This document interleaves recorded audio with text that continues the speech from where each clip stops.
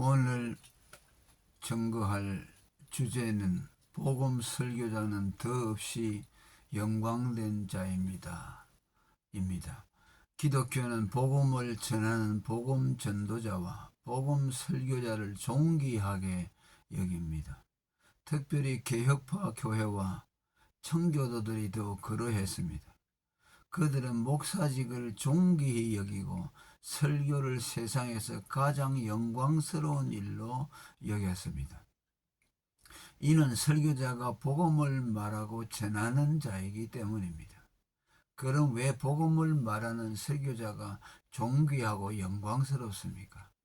첫째, 그가 전하는 복음이 영광스럽기 때문입니다.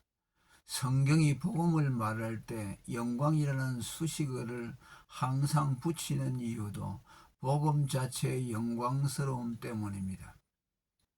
디모데전서 1장 11절에 내게 맡기신 바 복되신 하나님의 영광의 복음, 또 고린도후서 4장 4절에 그리스도의 영광의 복음의 광채, 고린도후서 3장 9절에 정죄의 직분도 영광이 있은즉 의의 직분은 영광이 더욱 넘치리라 라는 말씀들이 나오고 있습니다. 이 복음의 영광이 그것을 말하는 설교자를 영광스럽게 만드는 것입니다.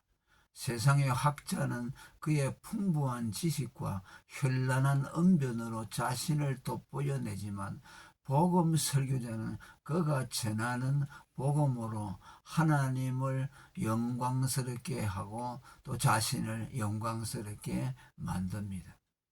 바울이 자신이 복음을 가진 것을 질그릇에 보배를 담은 것이라고 한 것은 복음으로 인해 질그릇 같은 자신이 존귀한 보배로 같이 전도됨을 말한 것입니다. 바울에게만 그런 것이 아니었습니다. 루트에게 있어서도 그의 신학의 핵심이 십자가 복음의 영광이었습니다. 칼빈 역시 복음을 말하는 설교자들의 입을 하나님의 입과 동일시할 정도로 설교자들의 영광을 칭송했습니다.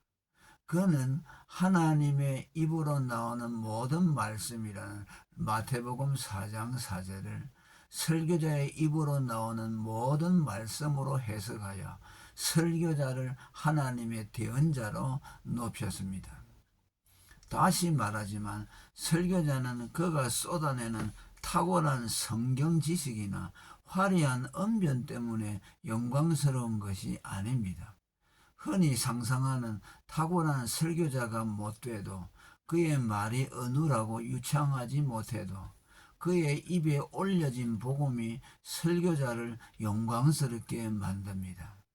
설교자가 이 복음의 영광스러움을 알게 되면 그는 오직 복음을 말하는 것 외에는 달리 시간을 쓰지 않게 됩니다. 바울이 그리스도와 그의 십자가에 못 박히신 것 외에는 말하지 않기로 작정했던 것도 이 복음의 영광을 알고 난 이후부터입니다. 오늘 일부 설교자들이 복음에 올인하지 않고 현세 구복의 현시자로 혹은 비전 선포자로 혹은 윤리 강론자로 자처하는 것은 복음의 영광을 모르기 때문입니다. 복음이 영광스러운 또 하나의 이유는 복음에 나타난 하나님의 의 때문입니다. 복음에는 하나님의 의가 나타나서 믿음으로 믿음에 이르게 하나니 로마서 1장 17절, 복음에 나타난 하나님의 의가 복음을 전하는 설교자를 영광스럽게 합니다. 이 복음의 의에 특별히 주목한 이들이 아브라함, 하박국, 바울, 루터 같은 분들인데 이들은 오직 복음에서 의를 찾은 사람들입니다. 그들은 복음이 선포되는 곳에 하나님의 의가 나타나서 설교자와 청중들에게 하나님의 영광을 입히고 경험시킨다는 것을 알았습니다. 이 의의 영광은 바로 하나님의 임재의 영광이기도 합니다. 복음의 의가 선포되는 곳에 하나님이 임재하심으로 복음을 듣는 청중들에게 하나님의 임재의 영광을 경험시킵니다. 실제로 성경은 하나님의 의의 영광과 임재를 동일시합니다. 하나님의 의의 영광을 본 것을 하나님을 대면한 것으로 보았습니다. 출애굽기 16장 10절, 역대상 7장 3절, 로마서 5장 2절 등이 그 예시 구절들입니다. 물론 이는 피조물이 감히 거룩하신 하나님을 직접 대면할 수 없다는 이유 때문이기도 합니다. 모세 같은 위대한 영웅도 하나님의 등만 보았다고 출애굽기 33장 23절에 말합니다. 이 역시 정말 등을 봤다는 뜻이 아닌 일종의 은유입니다. 복음 설교자의 영광이 바로 복음의 의에 따르는 하나님의 임재이며, 이는 실로 복음 설교에 따르는 가장 놀라운 축복입니다. 그리고 이는 피가 뿌려지는 곳에 하나님과의 화목이 이루어지고 하나님이 임재하신다는 구약의 피 뿌리는 예를 통해 이미 계시됐습니다. 송아지의 피가 뿌려진 지성소 속죄당과 백성들에게 하나님이 임재하신 것은 복음에 하나님이 임재하실 것을 예표한 것입니다.